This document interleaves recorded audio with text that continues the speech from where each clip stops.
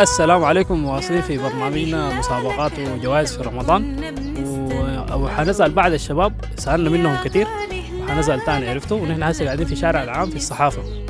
السلام عليكم يا شباب، كيف ان شاء الله تمام؟ روقة ما شاء الله. تلفونك سمح ليش شنو ده؟ الله ما شاء الله. نحن ان شاء الله حنديكم جوائز صغيرة ان شاء الله، يعني ما هسي، لكن هسي نحن جوائزنا بسيطة، لكن لقدام حنديكم جوائز قيم وكذا.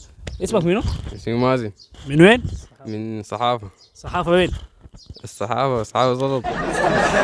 زلط. الله ما شاء الله. طيب يا مازن، صايم ولا فاطر؟ فاطر. عديل كذي بالك؟ لا لسه صغير. ها؟ لسه صغير. كيف الكلام ده؟ في سنة كم؟ في تالتة. يا زول جد. صاير شريحة الناس القدر كلهم صايمين. وبعدين الصيام ده ما عنده علاقة بالعمر، تتعود عليه لا وعرفتها؟ أنا متى 18. ايوه مازن، يعني بما انك انت فاطر وقلت ما عندك علاقة برمضان، دايرك تتكلم لي عن رمضان على الجماعة، يعني عرفتها؟ عشان المتابعين. والله رمضان ده يعني شهر خير وبركة، وأول الرحمن وآخره نار شنو؟ أوله رحمة أوله وآخره رحمة آخره أطر النار. عتق من النار. أطر من النار. اقسم بالله كلام جميل والله العظيم، يعني جماعه كلامه صحيح. وان شاء الله نحن نقدر نقدم لك جائزه بسيطه كده، بما انك فاطر نحن بنديك حاجه حسب فطورك.